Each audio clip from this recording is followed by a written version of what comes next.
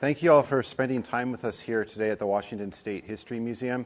I'm really excited about this program today. This has been years in the making as far as an incredible story that has local Tacoma roots to it. And what really amazes me is how a story like the one that I'm about to tell you about, Captain Willard Johnson, who was born here locally in Tacoma and ended up having this incredible journey through his life.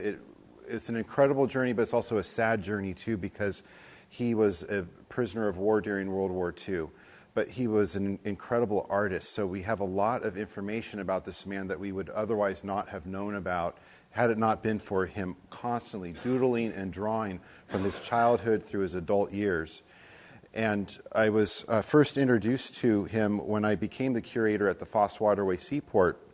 We had about 80 models of these steam ferries in our collection that we had acquired from a museum on Stretch Island called it was called the Museum of Puget Sound. And a man named Bill Summers had run that museum as a private collection, a private museum that was free admission for anybody who wanted to come to it. And he had all kinds of artifacts from the Mosquito Fleet era of steamers. And he also had this incredible collection of these cardboard and paper models made by this man who was known as Willard Carroll Johnson, and that's all I knew about it at that point. Some guy that was a World War II veteran, and when he was a child, he made these models. That's all I had to go with. But then we had a volunteer who was heavily involved with our organization. His name was Robin Patterson, and he is since deceased. And he was the first person that really became a friend of mine when I moved here. And he said to me, you know, there's more to it about these models than just the models built by some kid that lived in Dash Point in the 1920s. This kid ended up fighting in World War II and ended up becoming a prisoner of war. And he wrote this book called Laura's Book, named after his wife Laura. And it's a really incredible piece. You should take a look at it. And it's up at Mohi, which is where it currently is right now, the original version. Well, Robin went to Mohi and he digitally copied all of the images from the original book, and he put it in this binder. We've even got the discs that go with it, and it's a 115-page odyssey of his travels throughout the world and his travels throughout Asia prior to World War II. And he wrote all these drawings and poems and music while he was in a prison camp.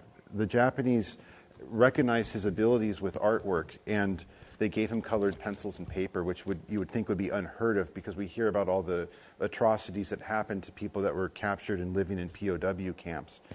And so I got a copy of this, and looking through it, I just got more and more intrigued about who was this man that had this incredible artwork. Maybe a year later, a woman comes up to me from out of the blue, and she is the granddaughter of Captain Johnson's best friend from childhood. His best friend's name was Carl Anderson. And we don't have as much information about Carl Anderson as we do about Johnson, but what we do know is Carl Anderson was married and had children and had grandchildren, whereas Captain Johnson was married 3 times and never had children. And so all of his materials stayed with his childhood friend's home. And so she comes up to me and says, I've got this box of material, would you want it? And it was actually a plastic bin. So I meet her at the museum, she pulls out this bin, and it's full of papers and drawings of ships and docks and marinas and a fictional town called Belmont that he created, Belmont, Washington. There actually is a Belmont in Washington, but it's over on the eastern side of the state, and there's no water near it. But he called himself the city engineer, so he had quite an imagination. He had a photographic memory. He could look at a ship or a building and then draw it years later with superb accuracy. So I had this bin full of materials, including correspondence from the 1950s between him and his good friend Carl Anderson, talking about some of his experiences from the war and some of the post-traumatic stress that he had from that experience. And the thing that amazed me was not only the hundreds of drawings that we have that we are currently in the process of archiving. And I'd like to point out John Haven's right here. He's in the back. He works with us here at the Seaport. John, just go ahead and raise your hand. He's been helping with our archiving project so we can preserve this information. He's been photographing all these models and putting them into our digital database. So she then gives me this box, which I was just amazed to have. And then she reaches back into the truck and she pulls out this carrier here that has all these little miniature models in it. And she says, "Do you want this? This was up in the attic of the house too." And my jaw drops and I'm thinking, yeah, and I'm salivating and I just, yes, please. So I pull this collection of models and there are pictures in the box that she'd given me of him in the newspaper with all these little miniature models. There are about 140 of them. They're all models that he made when he was stationed in Pearl Harbor in 1935. And they're models of the Russian and Japanese naval vessels that fought in the 1904-1905 Russian-Japanese War. The Russian ships on the bottom have their name in Roman alphabet, and then he also put it in Cyrillic alphabet below it. And then the Japanese ones just have in Romanji or Roman alphabet how we would call the title of the Japanese ships. So he has this entire little collection of miniature models that added to the story. So now we've got the models, we've got the box with all the images and his Spanish homework assignments with doodles and cartoons on the back of it, and then this other selection of models. And then as I'm looking around on the internet for more images, I come across a really remarkable find here and a remarkable person. And Everett Perry, he's right here in the front. If you could just raise your hand up. He's going to come up and talk to us too a little bit. He's the author of this book, The Ghost of the Canopus. And this is the vessel that Captain Johnson served on, that he was in the, it was a submarine tender, and it was in the Philippines during the time of the Japanese invasion, and the crew scuttled the ship to keep the Japanese from taking it. The crew from the Canopus ended up fighting alongside with the Philippine and American resistance until they were eventually captured. They would take their uniforms, their white naval uniforms, and they would dye them with coffee to give them a khaki color. So Everett's interest in this is a personal interest because his uncle served on this vessel, and he did pass away during the war in a prison camp in Japan. And so he'll talk a little bit about how he came to this connection with the Canopus and the stories, and through that and through the veterans organizations of both the original Canopus and the current recently retired Canopus. She was retired in 94, is that correct? The modern Canopus was retired around 1994, I think, right? Fairly recently. This one served from 1919 until 1942, until the spring of 42, when she was scuttled. So he'll talk a little bit about that. But while I was on the internet, I'm finding images that look like Captain Johnson's style of artwork. And so I contact Everett and say, hey, I'm working at this museum. We have a whole bunch of materials from Carol Johnson, and I was wondering if we can connect because it looks like you've got some other resources too. Fortunately, Everett, who lives in Boise, has a lot of connections to Seattle, and so we met a few weeks later, and he brought with him a wealth of information that he's shared with me that I've included into this slideshow, which are images from his memories of being in the prison camp. So we have stuff that was drawn while in prison, which was Laura's book, which was colored pencils, and then we have black and white pencil drawings that were drawn. Was this in the 1950s or late 40s? Around there, when he was kind of through his own means of therapy to get over the trauma of the war, he drew all these images. So I'm going to go ahead and start in here with our slideshow here. And I was going to give you a discussion outline, which I kind of talked about here. We have Bill Summers Museum, the Museum of Puget Sound, had all these models, which we acquired at the Foss Waterway Seaport, and which created the need for a person in my position to be hired. So that's really because of Bill Summers how I'm here in Tacoma and no longer living in the San Francisco Bay Area, and opened an entire new world of Puget Sound, which is a remarkable place to live. We have these 80-some-odd models. Our volunteer, Robin Patterson, introduced me to Laura's book, and then these additional artifacts that were brought by the relative of Captain Johnson's childhood friend. and then connecting with Everett Perry and his book, The Ghost of the Canopus. So here's a self-portrait of Captain Johnson at Zensuji prison camp in 1944. Something that I learned through this process is they actually brought American POWs to the Japanese main islands. I had thought all the POW camps were in occupied territories, that they were maybe in the Philippines or in places like Burma or in China, but they actually would bring prisoners to Japan as well. And then here's an image from the Museum of Puget Sound that was on Stretch Island, which the collections we now have at the Foss Waterway Seaport. And here's an example of a typical mosquito fleet ferry that would be plying the waters around Dash Point. So you have to think of yourself as a child in the 1920s and what Puget Sound looked like back then. We see large freighters now and pleasure boats, but back then you see plumes of smoke and this swarm of ships that look like mosquitoes out on the water, known as the mosquito fleet. And these were sort of the last decade or so of the mosquito fleet, which officially was disbanded in 1938, because it wasn't that the cars knocked out the mosquito fleet, it was that the infrastructure and the roads that support those cars did, because cars had been around since the 1890s, but you had really rough roads to get from, say, Tacoma to Seattle. It would make more sense to take a steam ferry, but once you had road systems that were more intact by the 1930s, it really drove the final nail in the coffin of the mosquito fleet. So here's some more images of Captain Johnson. Here he is as a child, and I love this picture because he's got the Buster Brown haircut, and I'd estimate he's, 4 years old maybe there. So that picture would be taken somewhere around 1912. He was born in 1908, and he passed away in 1971. And here he is with his wife, Laura. And Laura was half French and half Polynesian, or she was half Tahitian, I should say, which is Polynesian. And she was his first wife. And then while he was a POW, unbeknownst to him, and perhaps unbeknownst to her, when men disappear in war, you don't hear from them. He was declared dead. And so she ended up moving on with her life and remarrying, and Everett may chime in on that a little bit more later on in our conversation. So here's Dash Point and Browns Point right here. So here's where they grew up. And so all those ships would be coming around right through here to go down to the municipal dock building in Tacoma, which would inspire him to draw these pictures and build these models. And Points Northeast Historic Society, which we have some representation over here. Go ahead and raise your hands if you're with Points Northeast Historic Society.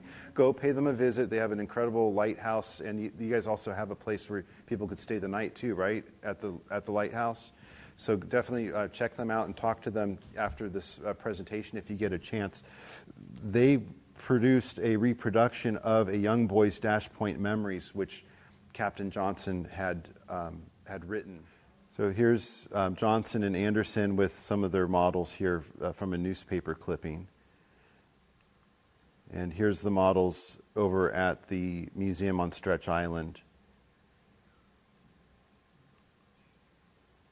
And then here's Johnson and Anderson as children they're on a dock here and with a model, and I just love the hats that they've got. And I'm not sure which one is which, though, at this age, though.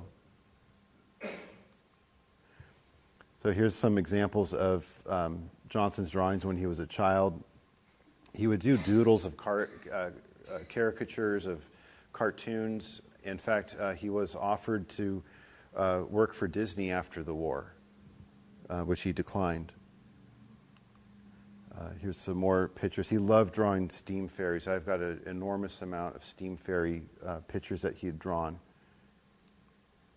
And then here's an image of him with this miniature model collection of these 140 models on display. So he was 1935, so he was pushing 30 years old at that time. And then here's the vessel that he served on, and this is one of his drawings of the Canopus, which was a submarine tender. And what they would call the submarine tender was the hen, and then the submarines that were next to it were the chicks. So you have a hen and chicks. And there's multiple drawings where he'll have show the hen and the chicks together. And then here's the Canopus in the Philippines. She was struck by a Japanese aircraft, and then and she received one battle star, by the way, for her service during the war.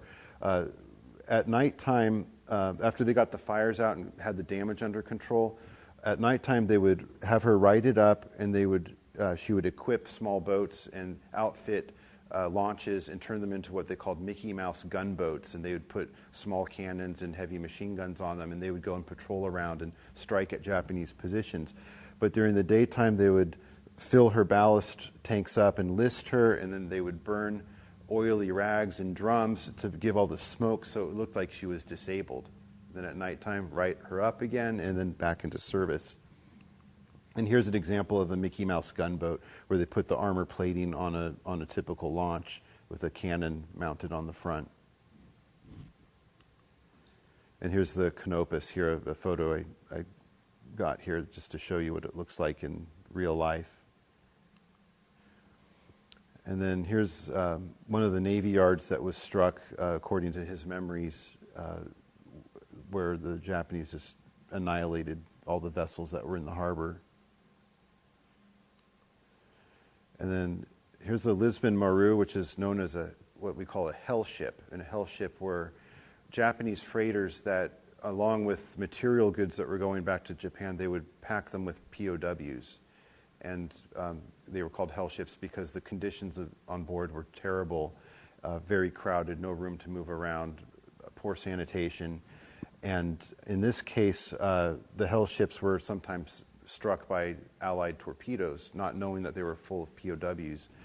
So you have the POWs and sailors hopping off the ship. And then Everett, as you had mentioned, they would go around in some of the lifeboats and machine gun the POWs while they were in the water. Here's a Christmas surprise for a French freighter that he drew. And then to give some perspective here, here's Manila Bay, and Manila Bay goes out a ways here, and then Manila is over here. But here's the Bataan Peninsula, famous or infamous for the Bataan Death March, and the Marvellis Bay is right in here, and this is where the Canopus stayed and equipped boats and helped out with the resistance until April 1942. Was that April? April 9th, 1942, they powered her up under her own power, backed her into deep water, opened the valves, and scuttled her so that the Japanese couldn't take her. So she's the ship the Japanese couldn't sink. To my knowledge, it's still there. And I would love to see some kind of a archaeological dive on that vessel. It's not too deep, is it? It's 84 feet deep.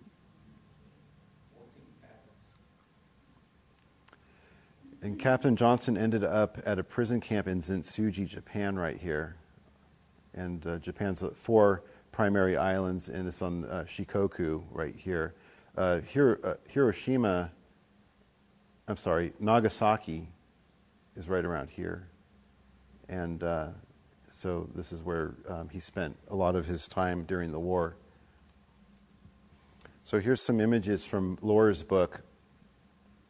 And this is the title page, and he gives reference to people from the U.S. Navy, the Royal Navy, the Dutch Navy, people who had helped him create this book from 1943 to 1944. And it's dedicated here to his wife, Laura. And he talks about the real Odyssey right here, which is it's an Odyssey of poetry and images is what he calls Laura's book, but he said the real Odyssey here is the Canopus, the vessel he was stationed on. And this is an image that I particularly am fond of because it shows Laura is sailing for home as Gus, which is what Captain Johnson was also known as. His name was Willard Carroll Johnson, but he also went by the name Gus. So it says here, Gus is watching from his ship as Laura is looking through the porthole of her ship steaming away. He's watching her heading off back to safety, and he's here in the submarine tender awaiting a ultimate fate. And he just has some accounts of his travels throughout Asia, through China. Again, he had a photographic memory, so these are very accurate, what he's drawn. And all from, you have to keep in mind, he's in a prison camp, and he's been isolated from traveling in the rest of the world for a couple years at this point. And that they would let him have access to pencils and paper to do this is incredible. And that this book survived, that he was able to take it with him. He made, I think, 3 books while he was in prison, and one survived and is here. Wasn't one burned? Or the Japanese kept 2 of them. There's some more images of the Orient. And he also would talk about his accounts of history in the region too. And so my hope is to have an exhibit at the Seaport next year to really showcase the entirety of this book and the entirety of the images that he's drawn, because it is 115 pages long and we just can't go through all of it. So I had to pick through and find some selections to give an example of what he would write. Here's some. So this here, he starts off with Roman numeral 1 and it goes up until Roman numeral 90 as far as these stories that he has that go with the images.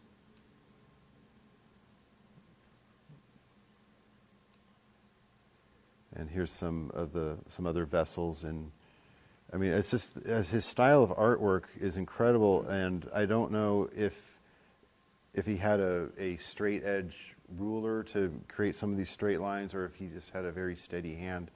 But this is precision done artwork. Here's his Manila Bay with some of the features that you would see with points to each one. And some Philippine women. Of course, you have the Canopus here with her little chicks, a constant theme.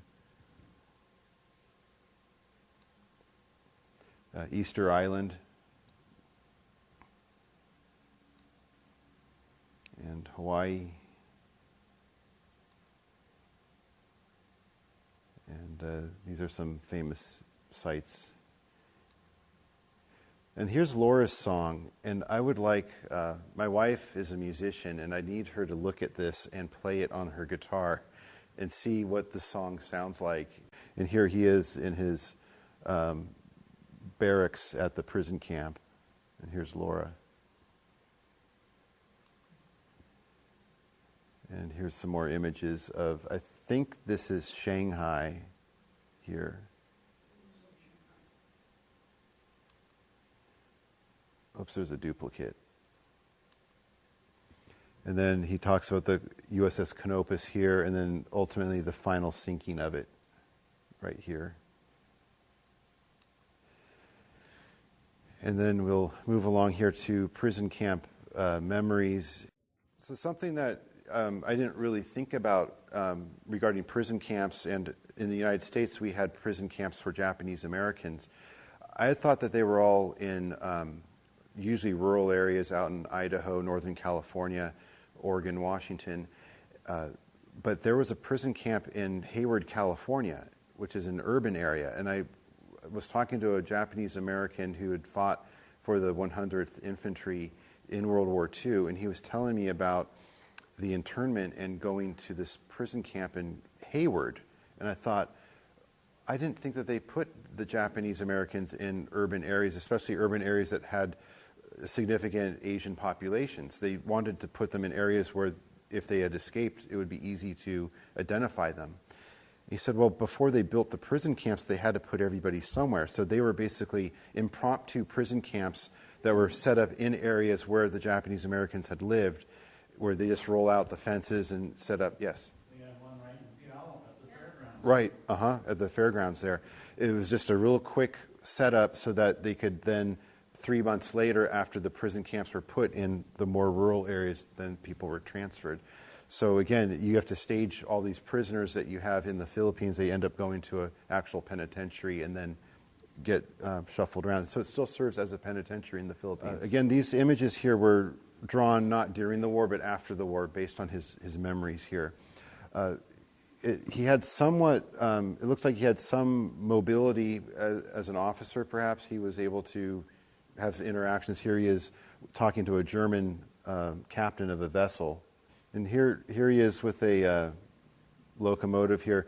This is actually a British style of locomotive. If you think of Thomas the Train or Thomas the Tank Engine, it's a very similar style. It's got a tank of water on one side and oil sometimes on the other. This one actually operates with coal, and so he was a fireman on this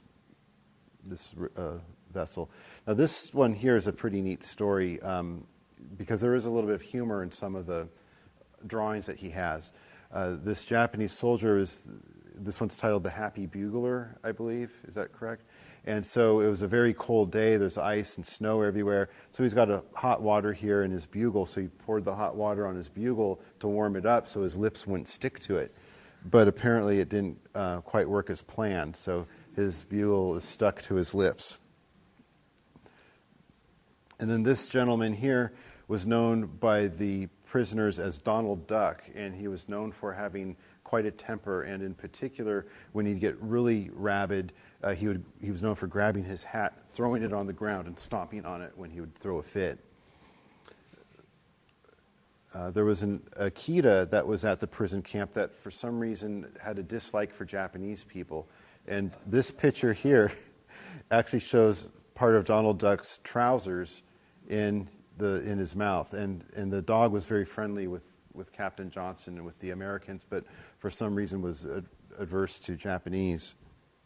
So he's got sort of a flavor of satire and humor in his art. If you were caught reading when you were not supposed to read, you had to hold your book out like this for hours. And of course, this gentleman here would promptly probably take the butt of his rifle to your groin or to your chest if you got out of position. And this is a Christmas 1943. This cat had been eating up a bunch of the food that had been in their barracks. They ended up setting up a trap. And so we've got the quarry, and then ultimately their Christmas dinner.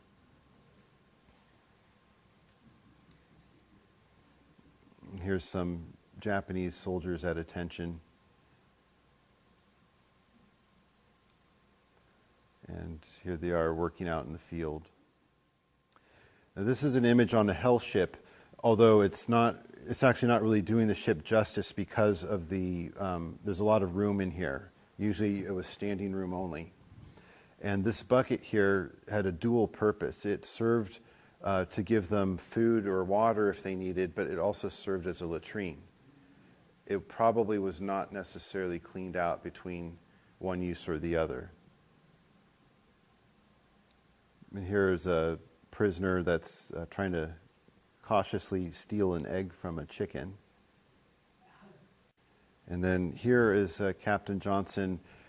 This is actually from the latrines, and you would walk by the garden or the farm, and you would just kind of tap the bucket with your feet and let a little bit of it drop out to help fertilize the plants. And then here they are being transported on a train.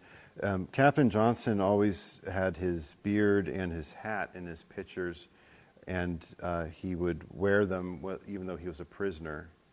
And Captain Johnson is buried at Arlington, as is the captain of the Canopus, Captain Sackett, is also buried there. And he is, here's how you can get to where his grave is. It's in Lot 23. So one of these days when I go back out to Washington, D.C. again, I'm going to go look up where his final resting place is. And then I also, if you have any desire for additional information, you can either contact me at Govednik at fosswaterwayseaport.org or Everett Perry at everett@evperry.com. Everett, you published this book, right, yourself?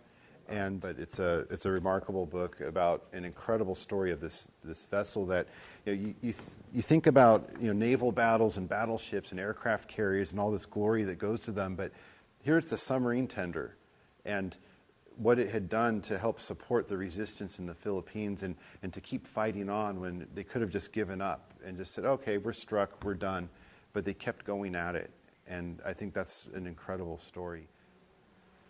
The Japanese were particularly brutal with people that they captured because in their culture, you don't surrender. And if you do, you're subhuman, and you are then treated as such. You might as well have been dead when you were captured, and they would treat you accordingly. Germans are a Western civilization, as we are too, so we will surrender, and they will surrender, and you tend to care for those to a certain degree. I'm sure there's bad actions that are done on all sides, but the Japanese particularly were very brutal.